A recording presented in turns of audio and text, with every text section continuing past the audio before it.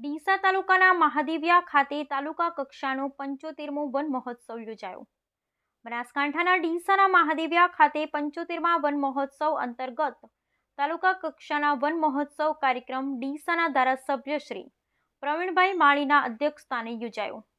દેશના યશસ્વી પ્રધાનમંત્રી નરેન્દ્રભાઈ મોદીના 75મા જન્મદિવસ પર વિવિધ કાર્યક્રમો ઉજવાઈ રહ્યા છે, ત્યારે માનનીય વડાપ્રધાનના જન્મદિવસની ઉજવણી સાથે આપેલા સૂત્ર પર એક પેડ માં કે નામ અંતર્ગત ધરતી માતા અને દરેક વ્યક્તિ પોતાની માતાના નામ પર એક વૃક્ષ વાવી તેનું જતન કરવા ધારાસભ્ય દ્વારા અપીલ કરાઈ હતી। ડીસા મહાદેવિયા ગામે તાલુકા કક્ષાના વન મહોત્સવ કાર્યક્રમ અંતર્ગત ડીસા ધારાસભ્ય પ્રવીણભાઈ માળી સહિત ડીસા વન પરીક્ષક અધિકારી અને ફોરેસ્ટ કર્મચારીઓ મહાદેવિયા ગામના લોકો હાજર રહ્યા હતા। ઔષધિ માતૃવનમાં ઔષધિ રોપાનું વાવેતર કર્યું હતું અને 500 રોપાનું વિતરણ કરાયું હતું।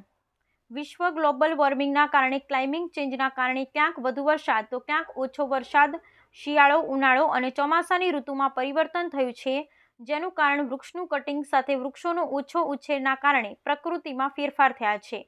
ત્યારે વૃક્ષારોપણ દ્વારા જ પ્રકૃતિનું જતન સંવર્ધન કરવા અપીલ કરાઈ હતી અને વૃક્ષ ઉછેર માટે સારી કામગીરી કરનાર વન કર્મચારી અને VSSM સંસ્થાને પ્રશસ્તિ પત્ર આપી સન્માનિત કરવામાં આવ્યા હતા।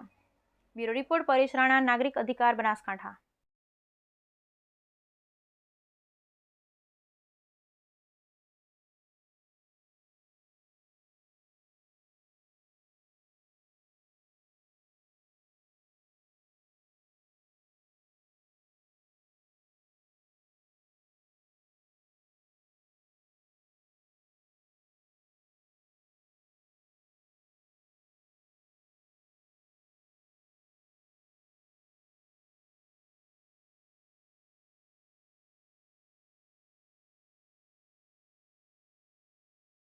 આજે નરેન્દ્રભાઈના 75મા જન્મદિવસ નિમિત્તે વન વિભાગ દ્વારા એક અનોખો કાર્યક્રમ કરવામાં આવ્યો છે, જેમાં મહાદેવિયા સોનેશ્વર મહાદેવ ખાતે ઔષધિ માતૃવન બનાવવાની આજે શરૂઆત થઈ।